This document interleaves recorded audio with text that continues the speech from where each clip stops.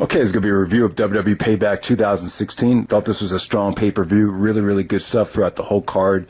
We got off to a really bad start, though. Just an unfortunate situation. We had Enzo and Cass going up against the Vaudevillains for the #1 contendership for the tag team championships. This was the finals of the tournament. And I just felt bad for both of these teams, especially Enzo and Cass, man, because they were massively over. This was their first time on a main WWE pay-per-view away from NXT.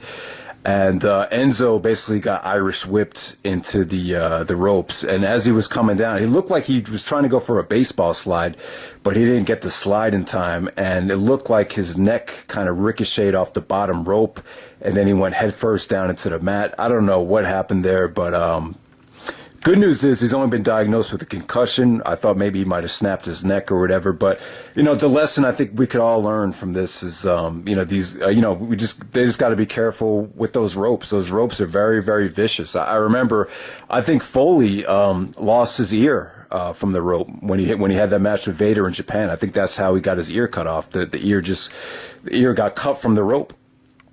Those ropes are very, very strong. So, yeah, just unfortunate. I feel really bad for both teams. I actually think Cesaro, if Cesaro ever started his own stable, I think he really fit well with the Vaudevillains.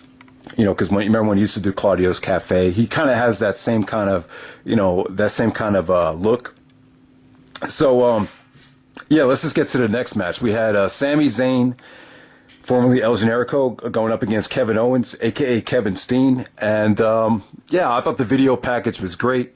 It really showed, it really was great for, maybe fans that didn't get to see them on the indies. It really explained their friendship well. It just came off really, really well. And, these two guys have never had a bad match. I mean, I think all their matches have been great. I haven't seen a one-on-one match between them that had not hit the 4-star level, and this was great. I thought this was kind of like on the same level as their Death Before Dishonor 8 match. This wasn't bloody, or they didn't use any weapons like they've done in the past. This was just a straight up, wrestling match. Didn't really go crazy with the near falls, and they still managed to pull off a great match. Just some beautiful counters. I thought the spot in the match for me was when Sami Zayn countered the pop-up powerbomb into a drop kick, and then he hit Owens with the torpedo DDT through the rope. I thought that was awesome. Owens countered the Yakuza, hit the pop-up powerbomb to get the victory. After the match ended, it was kind of a little bit of a sour note.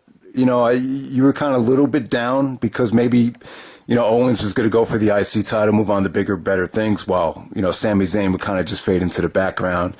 But as we saw, Owens did commentary for the Intercontinental Championship match, and Sami Zayn attacks Owens while he's on commentary. So it looks like this feud is going to continue. The Intercontinental Championship picture right now is really strong. The only question you got to ask yourself is, what was the point of having Zack Ryder win the ladder match at WrestleMania if he's not even in the picture right now? It's just kind of puzzling.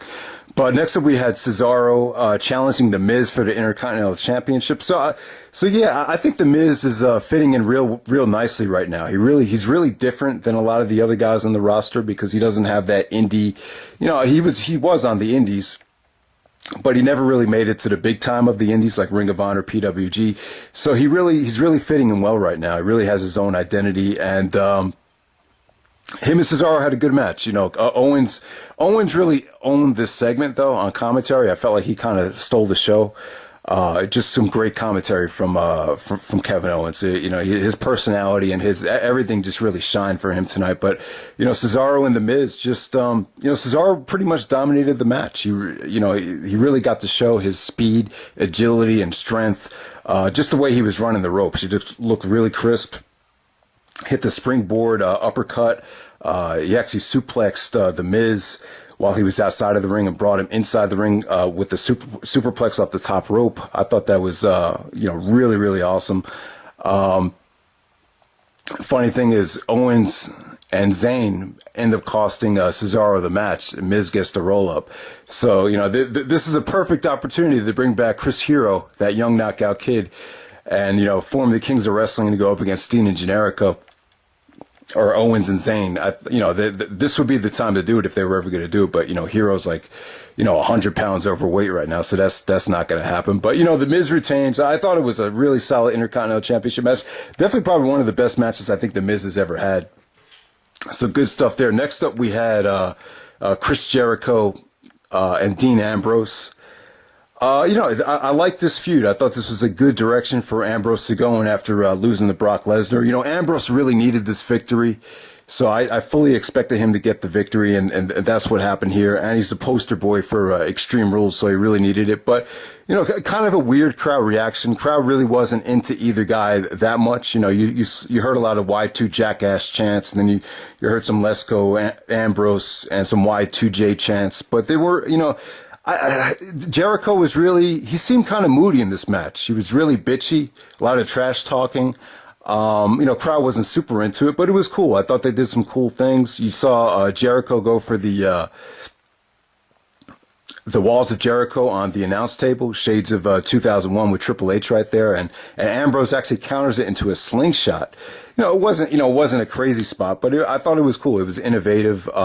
Jericho hits the lion salt. Ambrose gets his knees up, and he locks on the Dirty Deeds. Before he gets the Dirty Deeds off, Jericho kind of fights it up, but he does hit it, and that kind of ends. I thought the match kind of ended abruptly. I thought this match really could have got to the next level if Jericho countered that Dirty Deeds into the Walls of Jericho, because Jericho was fighting it off. It looked like that would have been a nice transition right there.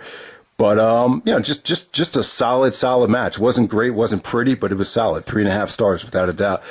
All right, so next up we actually have Flair coming out with the women's champion Charlotte, and Natalia is actually challenging for the belt, and she brings out Bret. That was a huge surprise for me. Bret Hart, his first appearance since getting the surgery for the prostate cancer. So wish Bret Hart the best. Hopefully he's doing well. But Bret Hart and Ric Flair. It's well documented. Bret won his first title from Flair. There's a lot of bad blood there. Both guys are pretty much considered two of the greatest of all time, but they have different styles, and they never, they don't like each other. They haven't gotten along, as, I've talked about plenty of times on my channel. So it was, for me, it was a nice treat to see, both of them in the corners of, Flair, his daughter, and Bret Hart is Natalia's uncle. So it was cool. I thought the match kind of dragged. I felt bad for both girls because they were chanting "We want Sasha." So I thought that kind of took away from the match. They did work extremely hard. Didn't like the finish though. They went for a Montreal revisited type of thing, and it was kind of a corny ending with Bret and Natalia locking on the sharpshooter. The referee called for the bell, and Natalia didn't even tap out.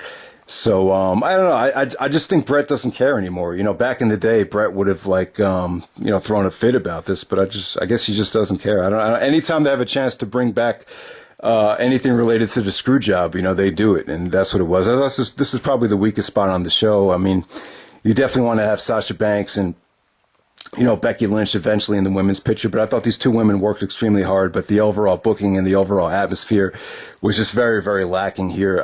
Next up, we had Shane McMahon and Stephanie, that segment with Vince making this decision about who's going to run Raw. I thought the segment had its highs and lows. I thought it dragged on a little bit too long, but Shane made some good points. He basically came clean and said the reason he left was due to creative differences, and it had a little bit of realism there. I just wish Shane could go into more depth about what he didn't agree about with the company. Was it the constant John Cena, Randy Orton in the title scene? Is it the John Cena never turning heel? Pushing guys that really aren't that over and force feeding them down our throats. I just would like to see Shane go into more depth about, what he had issues with. Stephanie did get a lot of heat though. Vince's decision with that is that they're both going to run Raw, which is cool. I'm a big fan of Shane McMahon. I'm glad that he's back, but, you have to question when the fans are going to get, tired of seeing, too much McMahon, TV time. Cause that was always an issue in the past. Especially in 2003. But, Shane McMahon and Triple H is a big money match that I would definitely like to see down the road. I could see that happening at SummerSlam. I think that could be an awesome feud, awesome storyline. So next up we have Roman Reigns and AJ Styles for the WWE title. This is a tough match for me to rate. I was really down on this match when the Usos came out. At that point, I was like, oh, man.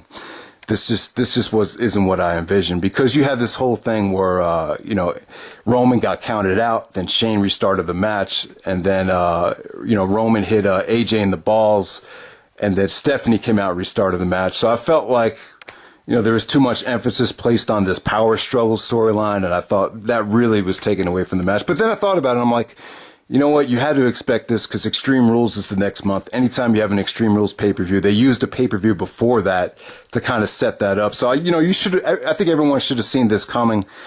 And I'll tell you, though, the match had its moments. It definitely, the highs of this match were pretty much insane. I thought the table spot where AJ hit the phenomenal elbow, the phenomenal forearm to Roman came off great. There wasn't any botch there. AJ hit it perfectly. The table broke.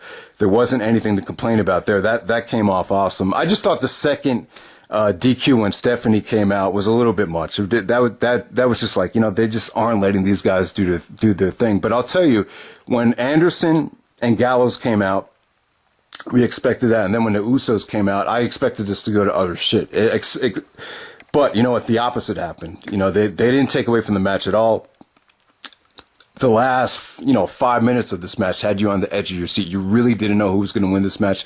Really thought maybe AJ was going to win his first championship this soon, which would have been, crazy to think about. But, they just had a really exciting match, had some really creative and innovative spots. The sequence with Roman hitting the spear to put AJ away, I thought that was a great finish. I'm cool with Roman, retaining the championship. I think he at least deserves a chance. I thought, him and AJ had an incredible match. I think he could have incredible matches as long as you give him good opponents. So we'll see. I just think it was a little bit too soon. If AJ did win here, I think it would have been more of a curse than an actual, pat on the back for AJ. I just think it would have been a little bit too soon. I think there just needs to be a little bit more build up before AJ gets a chance to be the man. And,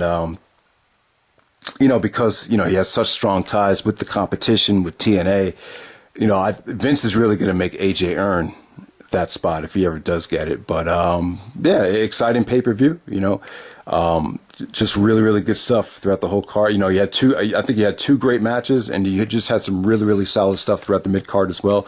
So that's WWE Payback. Hope you guys enjoyed the video, and take care.